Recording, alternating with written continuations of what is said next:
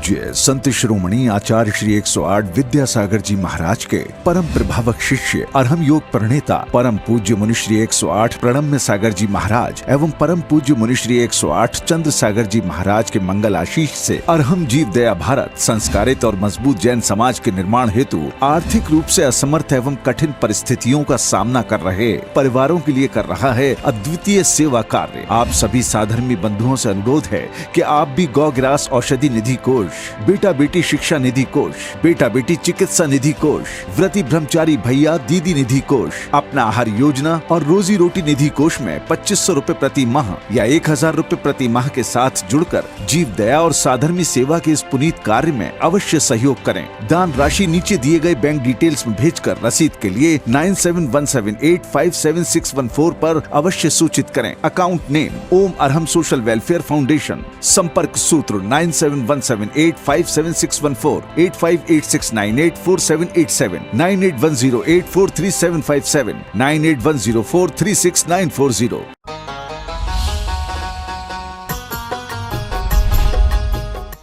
इस कार्यक्रम के पुण्यार्जक हैं प्रणम्य वाणी देवदूत। प्रणम्य गुरु की वाणी पहुँचे घर घर, सम्यक ज्ञान प्रभावना होवे घर घर। सभी प्रणम्य वाणी देवदूत के पुण्य की बहुत बहुत अनुमोदना। मात्र 12,000 रूपए वार्षिक सहयोग राशि प्रदान कर प्रणम्य वाणी देवदूत बने। अधिक जानकारी के लिए संपर्क करें।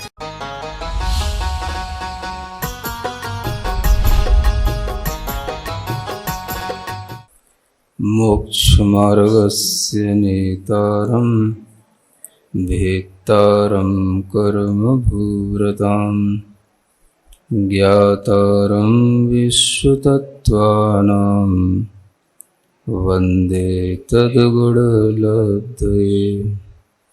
देवादिदेव आदिम तीर्थंकर श्री ऋषभनाथ भगवान की, वर्तमान शासन नायक श्री वर्धमान महावीर भगवान की, परम पूज्य आचार्य गुरुवर श्री विद्यासागर जी महाराज की। तत्वार सूत्र ग्रंथराज के पंचम अध्याय में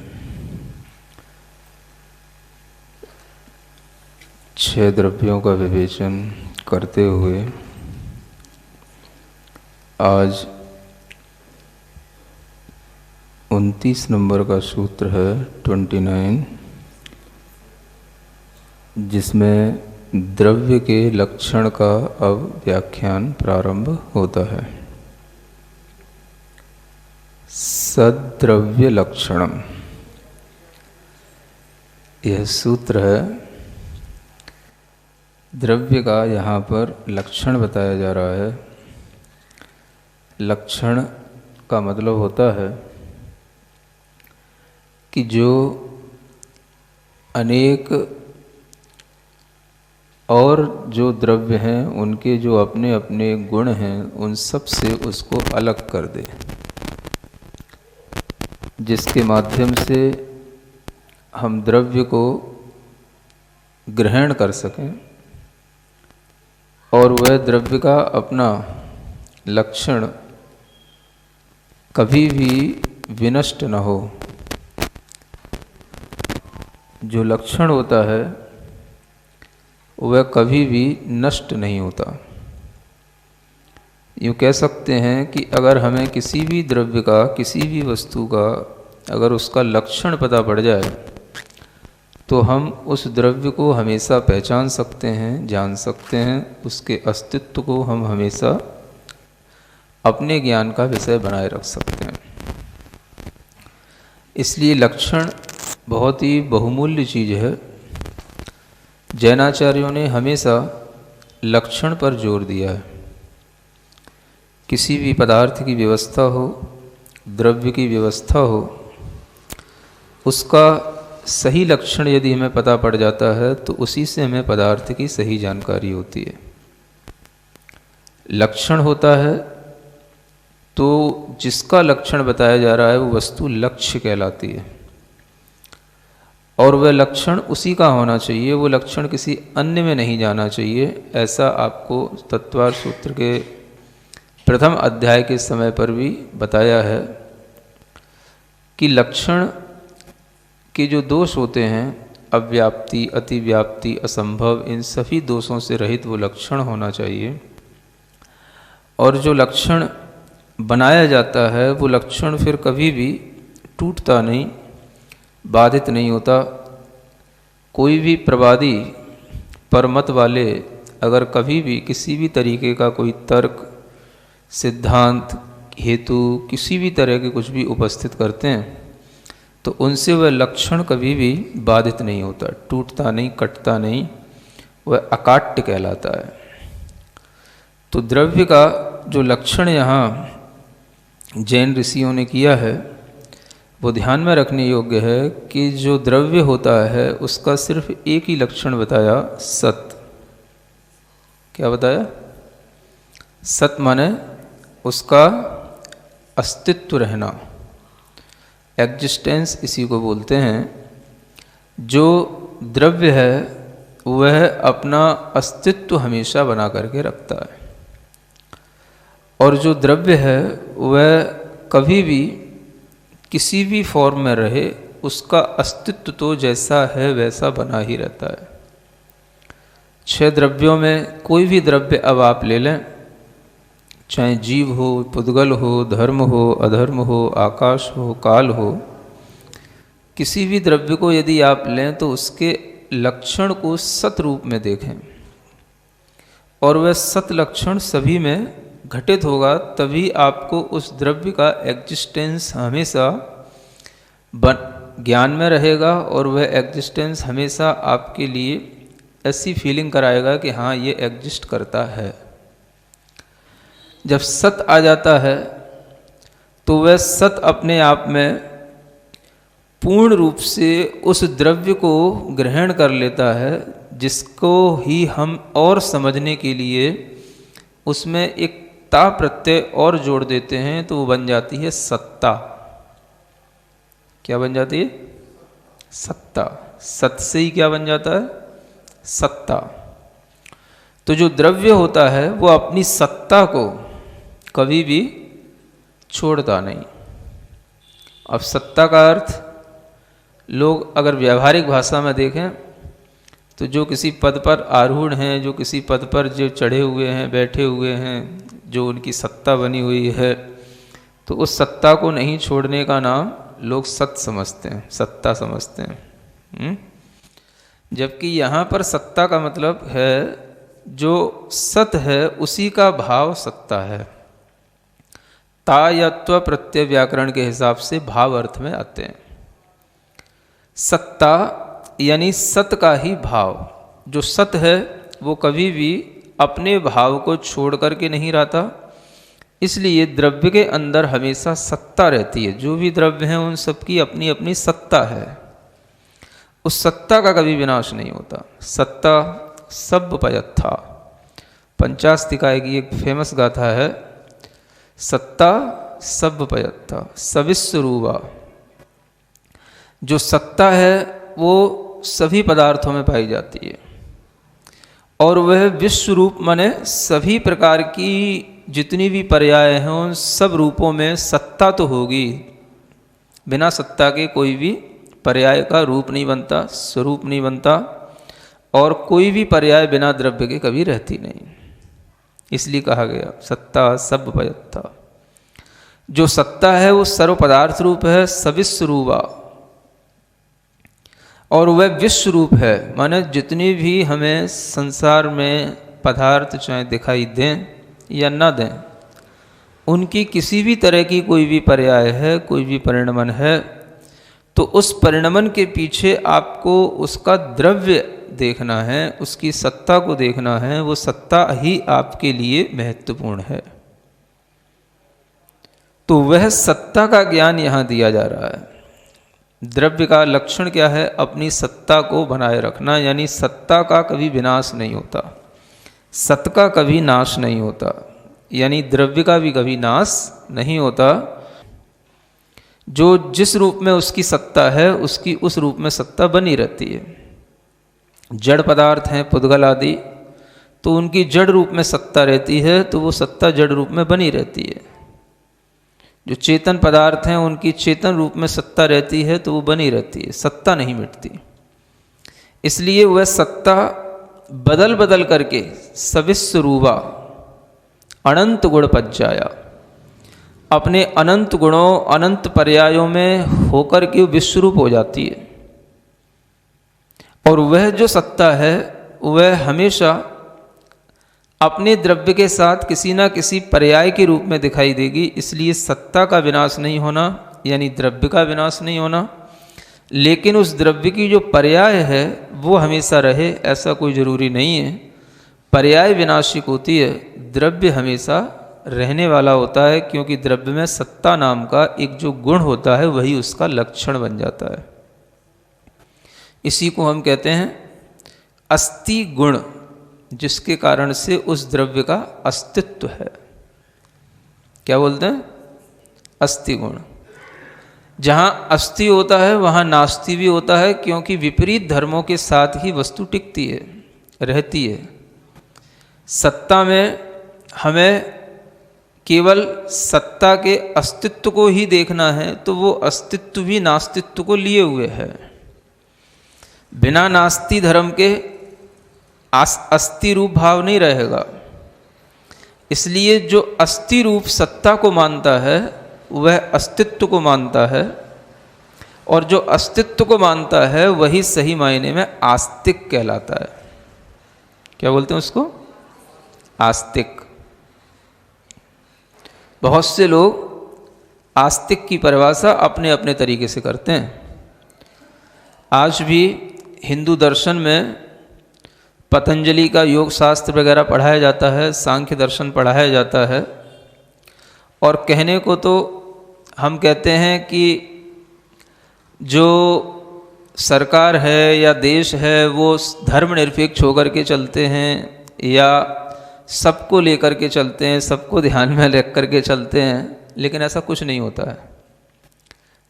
जिनकी सत्ता होती है वो अपनी सत्ता की ही बात करते हैं। समझ आ रहा है? चाहे कोई भी हो, वहाँ पर मुख्य वही होगा जो जिस सत्ता में जिस तरह के शास्त्रों को पढ़ रहे हैं या जिस तरह की चीज़ों को मान रहे हैं। तो जब भी कभी आप देखेंगे भारतीय दर्शनों को उठा करके, तो उसमें एक सबसे पहले परिभाषा आ जाती है कौन से दर्शन आस्तिक हैं, कौन से दर्शन नास्तिक हैं। हो सकता है आपको पढ़ने को मिल जाए। भारत के तमाम दर्शनों में जो हिंदू दर्शन है वो तो आस्तिक है, जो जैन दर्शन है, बौद्ध दर्शन है, नास्तिक की श्रेणी में आते हैं। अब जिन्होंने जो लिख रखा है, जो चल रहा है, जिसकी जो मान्यता है, कहीं हो सकता है बदल भी गई हो, लेकिन इतिहासकारों ने अभी इसको एक रूपता से स्वीकार नहीं किया। नास्तिक क्यों हो गए? तो अपने कॉन्टेक्स्ट में उन्होंने जो कह रखा है उनकी बात मानी तो आस्तिक हो, और उनकी बात नहीं मानी तो नास्तिक हो गए। जब आप देखेंगे कोई भी, मैं भी एक जो 22वीं जो योगा सेंट्रल बोर्ड है उसका कोर्स देख रहा था, तो उसमें सबसे पहले यही टाइटल देखने को मिला मुझे, आस्तिकवाद नास्तिकवाद। तो पूछा मैंने क्या है इसमें, तो किसी ने बताया कि जैन दर्शन नास्तिकवाद में लिया गया है। कोई बात नहीं। तो कहने का मतलब यह है कि ये परिभाषाएं हमारी अपनी हैं। हमने कोई निरपेक्ष सत्य को स्वीकार नहीं किया, हमने कोई सब तरीके से चीज़ों को लेकर के स्वीकार नहीं किया। ये सब हमारे लिए खुद जैसा हमारे सामने बहुतायत लोगों ने मान रखा है वैसा ही मान लेते हैं, स्वीकार कर लेते हैं, उसमें हमें कोई आपत्ति नहीं है। लेकिन बताने के लिए यह है कि आस्तिक और नास्तिक की ये विभाजन करने के तरीके नहीं हैं पढ़े लिखे लोगों के लिए कि आस्तिक का मतलब मैंने आपकी बात मान ली तो हम आस्तिक हो गए। आपने कहा दुनिया में एक ब्रह्म है, हमने आपकी बात मान ली तो ब्रह्म वाले जो मानने वाले हो गए वो सब आस्तिक हो गए। जो ब्रह्म को माने, जो भगवान को माने, वो आस्तिक हो गया। और जो भगवान को ब्रह्म के रूप में नहीं मान रहा है, यानी तुम भगवान ही नहीं मानते हो, तो भगवान को जो नहीं माने वो नास्तिक हो गया। तो भाई भगवान को जैसा तुमने मान रखा है वैसा ही हम माने, ऐसे को तो कोई जरूरी नहीं होता। आपकी अपनी विचारधारा हो सकती है, आपको दूसरे की भी विचारधारा सुनना चाहिए, समझना चाहिए। और कोई भी इतिहासकार अगर इस तरीके से लिख भी देता है तो मैं भी उसका यह ज्ञान अधूरा समझता हूँ, और वो भी कहीं ना कहीं किसी न किसी आग्रह से ग्रस्त होता है तभी ऐसा लिख पाता है। तो समझने की बात यह है कि आस्तिक और नास्तिक इस बात पर डिपेंड नहीं करता कि आप भगवान मानते हो या नहीं मानते हो। अब लोग कहते हैं आप भगवान तो मानते ही नहीं हो। भाई क्यों नहीं मानते? क्योंकि आप जो है भगवान को जैसा होता है एक रूप सारे विश्व में फैला हुआ है, भगवान ने सृष्टि की रचना की, भगवान ने सृष्टि को संरक्षण किया, भगवान नाश कर देगा, आप ऐसा मानते ही नहीं हो, इसलिए आप नास्तिक हो। ठीक है भाई, बना दो नास्तिक आपके कहने से तो नास्तिक नहीं हो जाएंगे।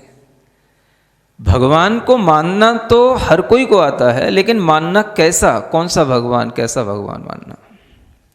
भगवान तो हम भी मानते हैं, लेकिन किस तरह का भगवान मानते हैं वो आपको सुनने को ही तैयार नहीं हो आप, तो कैसे बताएं आप, है ना। भगवान सृष्टि की रचना के रूप में नहीं स्वीकारते हम, ये बात अटल सत्य है, इसमें कहीं कोई हमारे लिए दो राह की बात नहीं। लेकिन भगवान को हम मानते हैं इस रूप में कि भगवान आदमी ही बनता है और भगवान एक ब्रह्म के रूप में नहीं होता, अनंत ब्रह्म जो है भगवान को प्राप्त हो जाते हैं, अनंत ब्रह्म अपने आप को शुद्ध कर लेते हैं और वो भगवत सत्ता को प्राप्त हो जाते हैं। तो भगवान तो हम भी मान रहे हैं, लेकिन उनके जैसा नहीं मान रहे, इसलिए नास्तिक हो गए, है ना। ये व्यापक परिभाषा नहीं है आस्तिक और नास्तिक की, लोग सीखें समझें इस चीज को। अपने आप में अस्ति ये शब्द ही कह रहा है, अस्ति शब्द से ही आस्तिक शब्द बनता है। जो अस्ति के भाव को माने उसी को आस्तिक कहते हैं। तो जब कोई व्यक्ति अस्ति को मान रहा है, क्या है, जीव हैं, पुद्गल हैं, धर्म अधर्म आदि द्रव्य हैं, संसार है, मोक्ष है, भगवान है, बंध है, मुक्ति है, ये सब जो मान रहा है उसको आस्तिक कहना चाहिए। बड़े बड़े जो इतिहासकार हैं उन्हें परिभाषाएं हमेशा के लिए बदलना चाहिए। कोर्स में भी कहीं ना कहीं क्वेश्चन आते हैं, हिस्ट्री में भी इस तरीके की चीज़ें जो किसी ने लिख दी हैं उन्हीं के रेफरेंस दे करके चलती रहती हैं लंबे समय तक। कौन किससे लड़े, कौन कहाँ तक किससे विवाद करे। लेकिन पढ़े लिखे व्यक्तियों को समझना चाहिए अस्ति को मानने वाला आस्तिक होता है। अगर हम अस्तित्व को ठुकराएं उसको कहना चाहिए नास्तिक। अस्तित्व का मतलब यह है जिस चीज का जैसा एग्जिस्टेंस है उसको उसी रूप में मानना। हमने कहां देखा कि भगवान का एक रूप अस्तित्व है? हमने कैसे कह दिया कि भगवान कण कण में फैला हुआ है? हमने कैसे कह दिया कि भगवान का एक ही अस्तित्व पूरे विश्व में समाया हुआ है? और अगर माना, चलो नहीं भी माना तो कोई बात नहीं, लेकिन भगवान का अस्तित्व तो हर कोई मान रहा है ना। आप भगवान को एक रूप मान रहे हो, हम हर एक जो चेतन है उसको भगवान के रूप में देख रहे हैं। देख तो रही हैं, भगवान को तो हम भी मान ही रहे हैं। आप भगवान के अस्तित्व को केवल एक संख्या में मान रहे हो, हम अनंत संख्या में मान रहे हैं। अगर संख्या की अपेक्षा से देखो तो हम तुमसे अनंत को नहीं आस्तिक हो गए। तो आस्तिक की परिभाषा जो होनी चाहिए व्यापक रूप से वो तभी बनेगी जब आप अस्तित्व को स्वीकार करो, संसार के अस्तित्व को स्वीकार करो। संसार में जो जड़ और चेतन अलग अलग दो चीजें दिखाई दे रही हैं, living matter, non living matter, इसको उसी रूप में स्वीकार करो। इसका नाम है आस्तिक। ये हम भी नहीं कहते कि कोई सिद्धों को माने कि अरिहंतों को माने तब वो आस्तिक कहलाएगा। हमें जरूरत नहीं उसको मनाने की। अगर हमसे कोई आस्तिक की परिभाषा पूछे तो हम यही कहेंगे जो केवल इतना मान ले कि इस यूनिवर्स के अंदर दो तरह की ही एंटिटीज हैं, एक लिविंग बीइंग और एक नॉन लिविंग बीइंग, बस दैट्स इनफ। हमें वस्तु व्यवस्था से जोड़ना है। जो भी व्यक्ति इतनी सी फिलॉसफी को स्वीकार कर लेगा वो आस्तिक है। ये मेरी अपनी दृष्टिकोण है और इसी को व्यापक दृष्टिकोण कह सकेंगे। द्रव्य सत है, साइंस भी मान रहा है। कोई भी मास होता है उसकी एनर्जी होती है, वो एनर्जी और मास के बीच में एक रिलेशन होता है और उसकी एनर्जी कभी भी ना तो पूर्ण रूप से डिस्ट्रॉय होती है ना कभी पूरी नई कोई जनरेट हो जाती है, वो सिर्फ अपनी फॉर्म बदलती है। बस law of conservation of energy, Einstein's का जो रूल है ये बिल्कुल जो है निकट है इस जैन दर्शन के इस सत्य के साथ में। द्रव्य का लक्षण क्या है? तो तो सत है। इसी को एब्सोल्यूट ट्रुथ कहते हैं। ये वह ट्रुथ है कि जिसको कि कोई पूरे विश्व को देखने वाला, जानने वाला कोई होगा, वही उसको देख पाएगा, जान पाएगा, वही बता पाएगा। तो एक अपील हर व्यक्ति को करना चाहिए। और आज ऐसी बात नहीं है, जैन दर्शन में भी बहुत सारे लोग अपनी अच्छी अप्रोच रखते हैं, पॉलिटिकल लेवल पर भी रखते हैं, गवर्नमेंट के पास भी रखते हैं। CBSE आदि के बोर्ड, हिस्ट्री जहाँ पर बनती है, कोर्स जहाँ पर बनाए जाते हैं, सब तरीके के पढ़े लिखे लोग जैन दर्शन में हैं। तो उन्हें इस तरीके के सिद्धांतों को जो है बदलने की कोशिश करना चाहिए शुरू से। ये अगर चीज़ें बदलेंगी तो बहुत कुछ न्याय होगा भारतीय संस्कृति के साथ में। तो जैन लोगों को थोड़ा सा इस चीज़ की अपनी एक अपील बना करके रखना चाहिए कि हमें ये चीज़ भी सही रूप में प्रस्तुत करने के लिए बताना चाहिए। करें तो ठीक, ना करें तो कोई बात नहीं, लेकिन कम से कम आप ही जान लो, यही बहुत है ना। प्रयास तो करना चाहिए। और ऐसी बात नहीं है कि अगर प्रयास किए जाते हैं तो कहीं ना कहीं सफल भी होते हैं। लोग समझते भी हैं, समझदार लोग ही ऊपर बैठे होते हैं, लेकिन उनके पास तो कोई अच्छे ढंग से बात पहुंचाने वाला मिलता नहीं है। ये भी एक कमी होती है। एक सूत्र आता है, उत्पाद व्यय द्रव्य युक्तम सत। जब द्रव्य का लक्षण सत कहा तो अब यहाँ पूछते हैं कि व्हाट इज सत, ये सत क्या है। तो उसको भी क्लियर करने के लिए यहाँ पर एक सूत्र दिया, उत्पाद, व्यय और द्रव्य, इन तीन जो फैक्टर हैं, इनसे जो युक्त है, सहित है, उसी का नाम सत है। यानी जिस चीज़ का एग्जिस्टेंस है उसमें ये तीन चीज़ें हमेशा होती रहेंगी। उत्पाद का मतलब होता है उत्पन्न होना। क्या उत्पन्न होना? तो एक नई उसके अंदर परिणति आते रहना, जिसको हम मोड बोलते हैं, new mode, generate to generate a new mode. एक नया पर्याय उसके अंदर आ गया, ये उसका उत्पाद हो गया। व्यय क्या होता है? जो वह उत्पाद हुआ है उसी के साथ में जुड़ा हुआ उसकी जो पिछली पर्याय थी वो उसी समय पर विनष्ट भी होती है। और इस तरह का उत्पाद और व्यय चलता रहेगा। किसके साथ? ध्रुव्य के साथ। ध्रुव्य का मतलब होता है, ध्रुव का भाव ध्रुव्य है। ध्रुव से शब्द से ध्रुव्य शब्द बनता है। तो ध्रुव का मतलब होता है जो हमेशा कांस्टेंट रहे, जिसमें किसी भी तरीके का कोई चेंज नहीं आए। और इन तीनों के साथ में जो चीज चल रही है उसी का नाम है सत्ता, उसी का नाम है सत्य। तो ये उत्पाद जो होता है यह हमेशा होता रहता है। द्रव्य के लिए कोई भी अस्तित्व अगर बनाए रखने की कोई भी प्रणाली है तो उसमें यह उत्पाद और व्यय की प्रणाली है, जिससे वह द्रव्य अपने स्वभाव को ज्यों का त्यों बनाए रखता है। स्वभाव, स्वभाव का मतलब, स्वभाव का मतलब शुद्ध नहीं है। स्वभाव का मतलब स्व माने अपना, निजी, जो उसका भाव है, गुण है, उसको नहीं छोड़ना। अपनी सत्ता जिसकी जिस रूप में बनी हुई है उसको नहीं छोड़ना। वह सत्ता अगर उसकी अचेतन पदार्थ के रूप में है तो अचेतन ही बनी रहना, चेतन पदार्थ के रूप में है तो चेतन ही बनी रहना। यह अपने स्व स्वभाव को नहीं छोड़ करके उत्पाद करना, व्यय करना और ध्रुवता के साथ में रहना। ये तीनों जहाँ पर होते हैं वो से सहित वस्तु जो होगी उसका नाम है सत्य। और यही द्रव्य का लक्षण बन जाता है। तो द्रव्य का लक्षण अल्टीमेटली देखा जाए तो यहाँ आकर के बनता है कि जिसमें तीनों चीज़ें हो रही हों, उत्पाद भी हो, व्यय भी हो, लेकिन ध्रुवता बनी रहे। उसमें जो द्रव्य का जो द्रव्यत्व है वो कभी नष्ट न हो, वो ध्रुव्य है। अब ये देखें आप कि ध्रुव्य जो वस्तु में है, अगर वो वस्तु कहीं पर भी किसी भी रूप में कांस्टेंट है, मान लो उसमें किसी भी तरीके का कोई भी गति नहीं हो रही है, कोई भी तरीके का उसका एक स्थान से दूसरे स्थान पर ट्रांसफर नहीं हो रहा है, तो वह ध्रुव्यपने के साथ भी वस्तु अगर वहाँ पर एग्जिस्ट कर रही है तो इसका मतलब यह है कि उसमें उत्पाद और व्यय तो चल ही रहा है, तभी वो वहाँ पर एग्जिस्ट है। उसके बिना नहीं हो सकता। चाहे अशुद्ध हो चाहे शुद्ध हो, चाहे जीव हो चाहे पुद्गल हो, चाहे मूर्तिक हो चाहे अमूर्तिक हो, किसी भी तरीके की वस्तु होगी उसमें तीनों फॉर्म हमेशा चलती रहेंगी।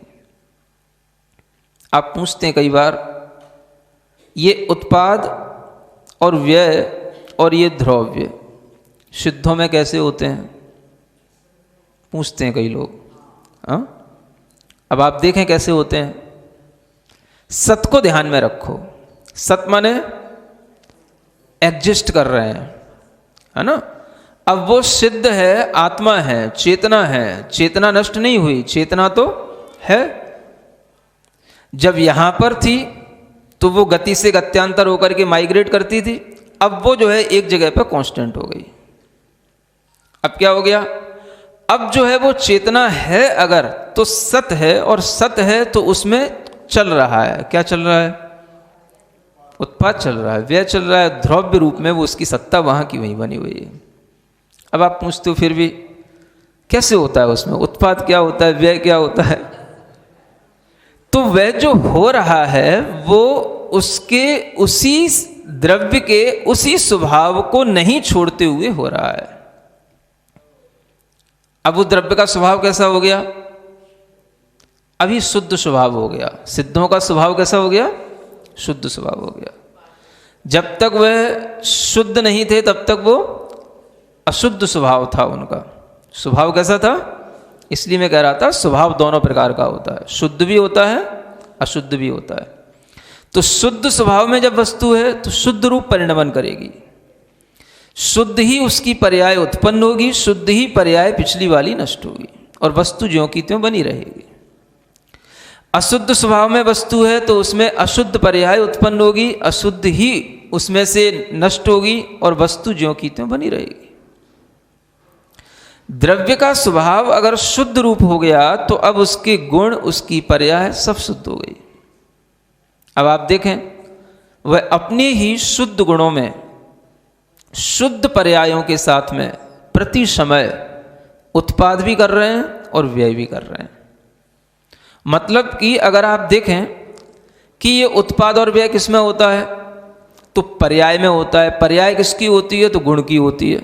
मतलब गुण कितने होते हैं, तो अनंत होते हैं। तो अगर उसमें हम देखें कि एट एनी इंस्टेंट, जिसे हम एक क्षण कहते हैं, एक समय जिसको हम बोल रहे हैं, अगर हम उस क्षण किसी भी क्षण देखें तो उसमें अनंत पर्याय उत्पन्न हो रही हैं। कितनी, एक द्रव्य में कितनी पर्याय उत्पन्न हो रही, क्यों हो रही, क्योंकि उसमें अनंत गुण हैं। तो एक द्रव्य एक समय पर अनंत पर्यायों को उत्पन्न कर रहा है और अनंत पर्यायों को छोड़ रहा है, और द्रव्य ज्यों का त्यों बना रह रहा है। इसको बोलते हैं शुद्ध द्रव्य का उत्पाद व्यय कहाँ जाएगा, उसी में होगा। उन्मज्जन्ति निमज्जन्ति जले कल्लोलवत यथा।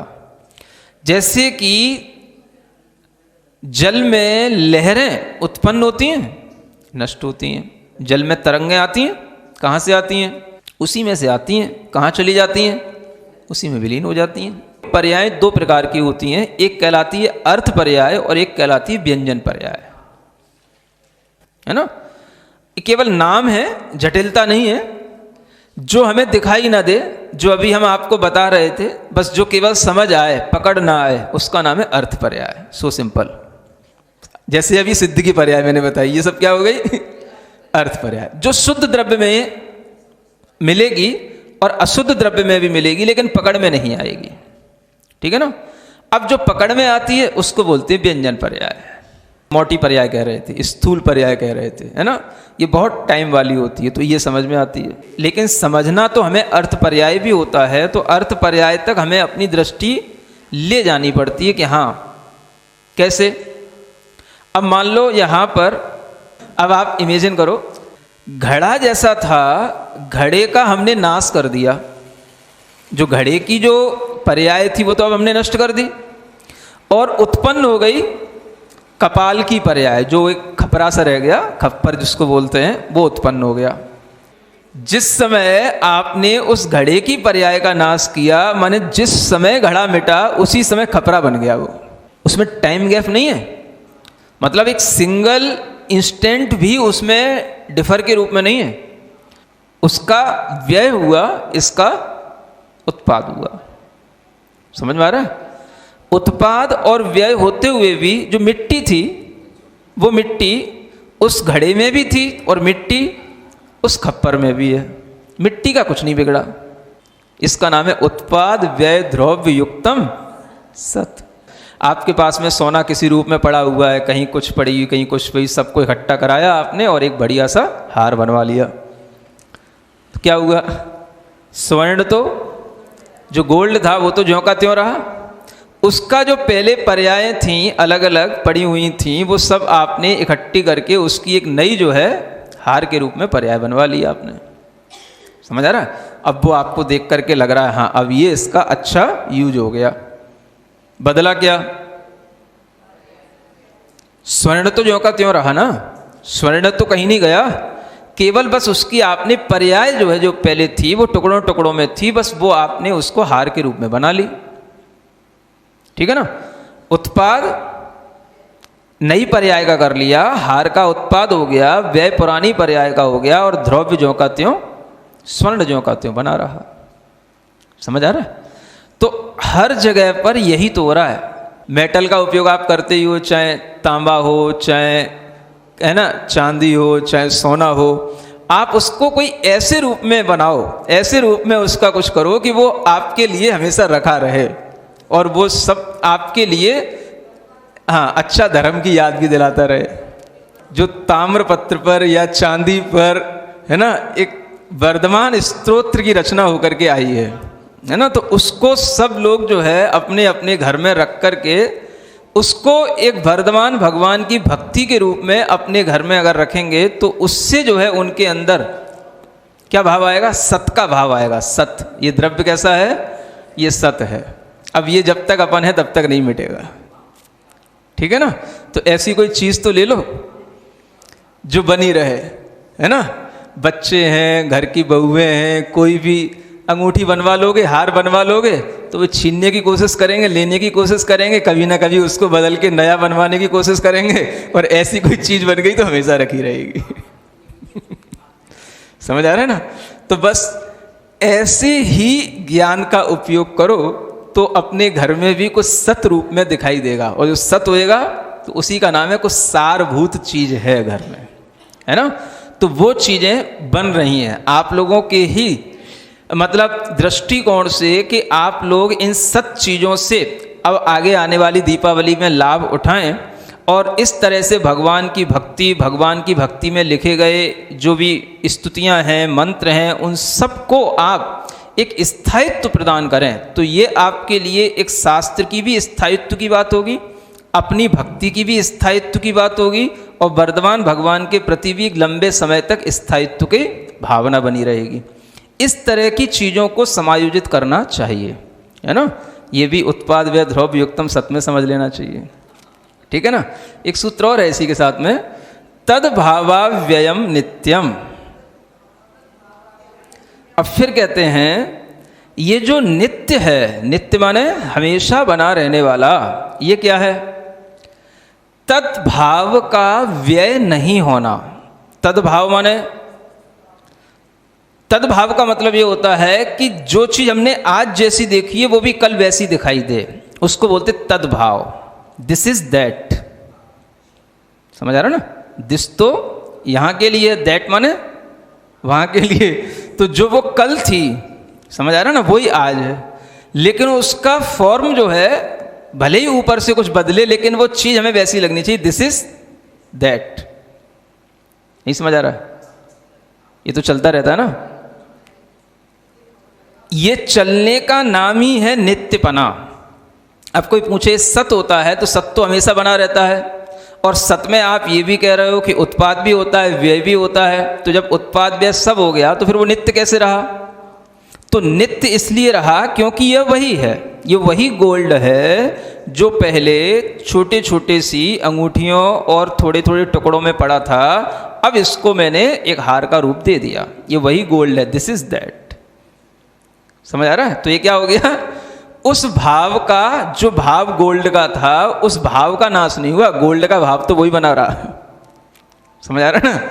तो वह भाव का बना रहने का नाम है नित्य। अब आपने उसको नित्य बना लिया, वो नित्य हो गया। ठीक है ना। दुनिया में जो भी आप चीज़ें देखेंगे, अधिकतर चीज़ों की पर्यायें बदल रही हैं, है ना, फिर भी आप उसको उसी रूप में स्वीकारते तो ही हो। जैसी चीज़ों को सामने रखोगे वैसे ही आपके भाव होंगे, है ना। शुद्ध चीज़ों को रखोगे, नित्य रहने वाली चीज़ों को रखोगे, तो आपके भाव भी नित्य हमेशा भक्ति रूप वैसे बने रहेंगे। और अनित्य अनित्य चीज़ों को सामने रखे रहोगे तो हर रोज़ नए नए अनित्यता के भाव आएंगे। सिर चकराता है अनित्यता के भावों से, ये भी टूट गया, ये भी चला गया, ये भी गया, ये भी गया।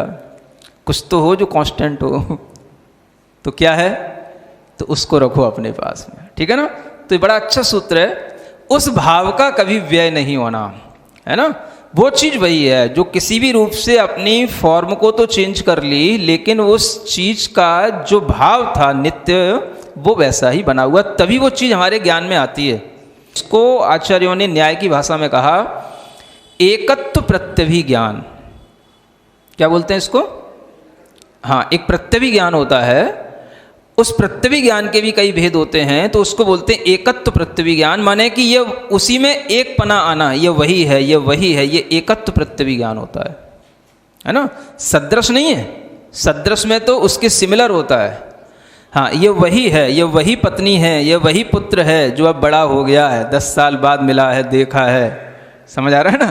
तो उस जैसी है ऐसा नहीं कहा जाता है, वही है। किससे? एकत्व प्रत्यभिज्ञान के माध्यम से। तो इसी के माध्यम से वस्तु का अस्तित्व नित्य के रूप में हमें प्रतिभाषित होता है। इसलिए ये सूत्र बताता है कि उस भाव का कभी व्यय नहीं होता जिस भाव में वो वस्तु रहती है। सिरिजिणवाणी जग कल्याणी जग जन मदतम मोहरी जणमण हारी गढ़हर हारी जम जरा भव रोग हरी तिथ्य राणम दिव्य झुणिम जो पड़ई सुणई मय्ये धारई राणम सौख मणंतम धर्य सासद मोक्ष पदम पावई सासद मोक्ष पदम पावई।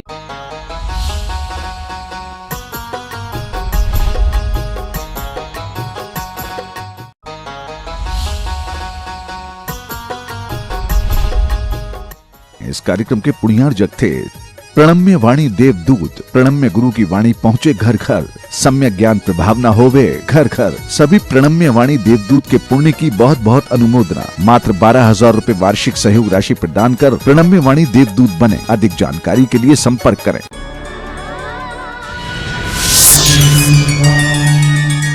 मध्य प्रदेश की पावन धरा सतना में होने जा रहा है परम पूज्य संत शिरोमणि आचार्य श्री 108 विद्यासागर जी महाराज के परम प्रभावक शिष्य परम पूज्य अरहम योग प्रणेता मुनि श्री 108 प्रणम्य सागर जी महाराज एवं परम पूज्य मुनि श्री 108 चंद्र सागर जी महाराज सत्संग का भव्य चातुर्मास मंगल कलश स्थापना समारोह पावन वर्षा योग 2023 हेतु आयोजित हो रहे इस आयोजन में कलश स्थापना के साथ भक्तजन करेंगे अरहम योग प्रणेता के चातुर्मास की मंगल शुरुआत और भक्ति भाव के साथ उठाएंगे विभिन्न मांगलिक क्रियाओं का पुण्य लाभ। कार्यक्रम स्थान अरहम विद्या सभागार, पुराना पावर हाउस मैदान, सतना, मध्य प्रदेश। देखिए समारोह का विशेष प्रसारण 9 जुलाई 2023 दोपहर 2:30 बजे सिर्फ जिनवाड़ी चैनल पर।